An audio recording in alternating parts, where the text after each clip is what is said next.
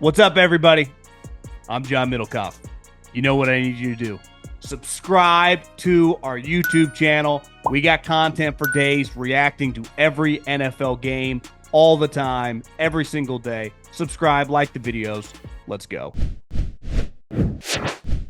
Well, we just had some breaking news.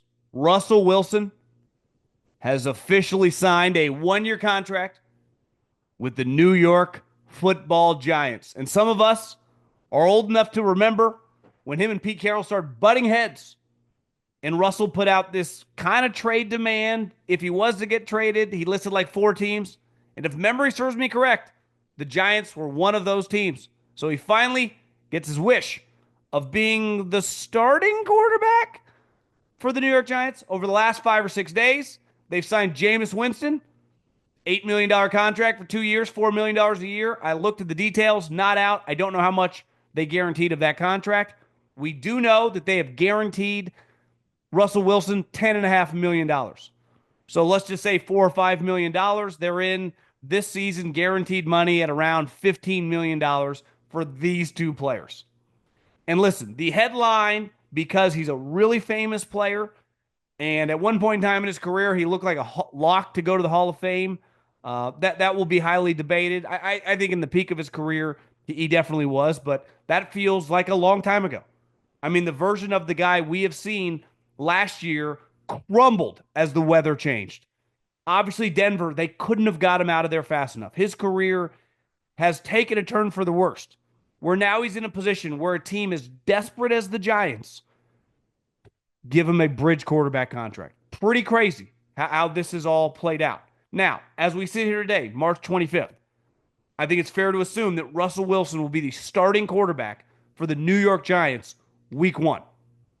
Now, who his backup will be, yet to be determined.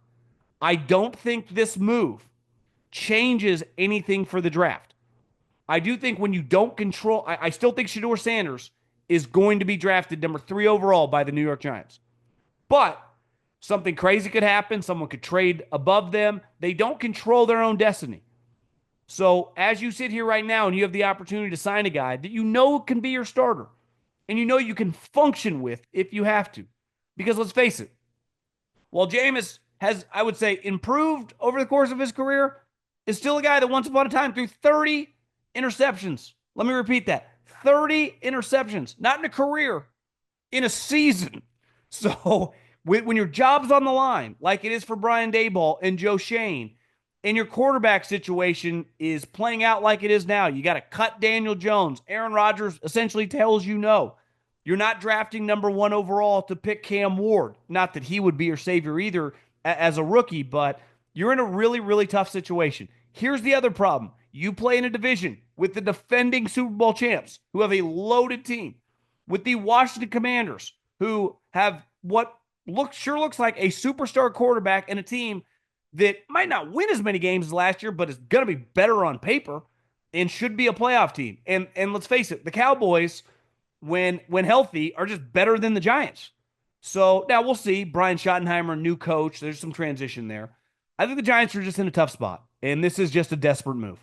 But I hear some people that believe the Giants have a better roster than the casual guy thinks. I don't know about that. I really don't. I just think that Russell Wilson is not fixing much. And I think the same thing with the Pittsburgh Steelers with Aaron Rodgers. Like, is Aaron Rodgers an upgrade over their quarterback situation of Russell Wilson and the Rudolphs and that crew of guys, Kenny Pickett's the last couple of years? Maybe a little, but I don't think he changes the outlook of your team winning 9 or 10 games. Like, that would be the same thing. And when I look at the Giants, I go, yeah, maybe you win a game or 2 more and you're not drafting 3rd overall or 6th overall, but okay, you're drafting 11th overall. Like, you're not going to be very good with this player. And I feel for Shane and Daboll, sometimes the cookie crumbles from a quarterback standpoint, and you're in this situation where you don't have any options. And when Russell Wilson is your best option in 2025, let's face it, let's not beat around the bush. You're fucked. I mean, you really are. The Pittsburgh Steelers, who have a way better team and a much more established head coach, we saw what happened last year. they started getting their ass kicked down the stretch. And they got worked in the playoffs and they were one and done. But the Steelers always win 9 or 10 games and they go to the playoffs every year. Now they're the 7 seed or the 6 seed, but they're always there.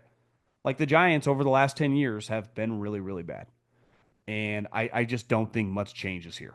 Now, one of Russell's attributes that still works really well is the deep ball. And they do have Malik Neighbors, who is a special talent.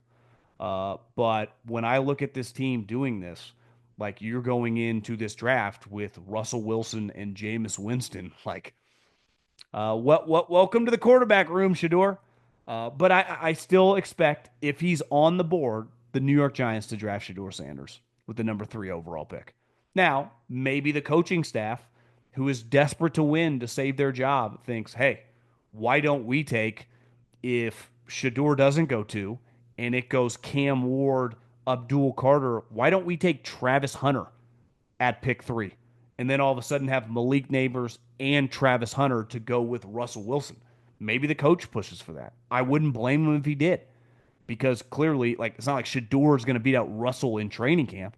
So you might as well try to build up your team as well as possible and hope your defense can be better because in theory they should have a solid defense. But I've always thought Kayvon's a little overrated.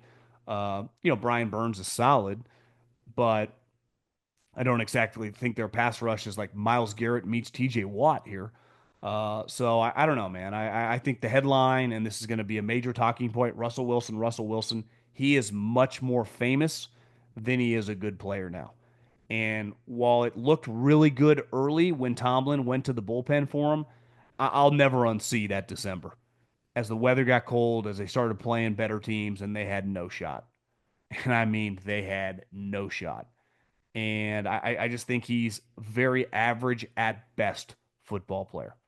And when you play in this division, they're not playing in warm weather. So New York obviously gets really cold. Philly gets really cold. Washington gets really cold. Like this is a cold weather division. And we just had a front row seat for what happened when the weather changed with Russell. He looked dramatic. He fell off a cliff for even a guy that had just looked okay, nowhere near what he once was. So I just think that this is what happens when you get a coach and a GM holding on for dear life because that's what they're doing. And I don't blame them. You're the head coach and the general manager of the New York Giants. Pretty good gig if it works out. Last I checked, made some pretty legendary individuals holding those positions when they won. But this team is not going to win. And I don't think signing Jameis Winston and clearly signing Russell Wilson changes much of anything. I'm not trying to hate on the Giants or be negative Nelly here, but I think we have to acknowledge what we have seen. And what we have seen is one, this team is that talented. And two, Russell Wilson is no longer really that good. And if let's just give the hypothetical that Shador, because I guess Shador is a hypothetical to go there as well. Let's say he doesn't go there. If you told me what month do people start going, should we go to Jameis? I'd say late October, early November. Like that would be a conversation. And if you tell me Shador's on the team, when do fans start going, let's go to Shador Sanders? I would say the exact same time. So you can see what's coming from a mile away. Though I understand why they made this move. If I was in their shoes, probably would make this move too. I'm desperate. I have no other options. What else am I supposed to do?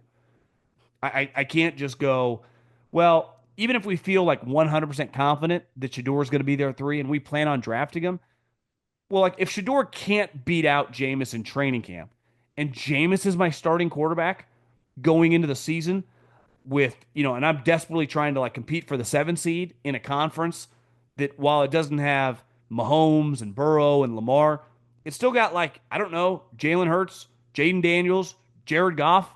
I mean, Matt Stafford. Jordan Love's been a playoff quarterback 2 years in a row. Brock Purdy's won some playoff games. It's like Jameis, like Baker Mayfield. Like this, it ain't gonna work. It ain't gonna work, dog. Dak Prescott. We're at a huge advantage in all of our divisional games if that's the case. So, like I said, big headline. I don't know if there's much substance to this move.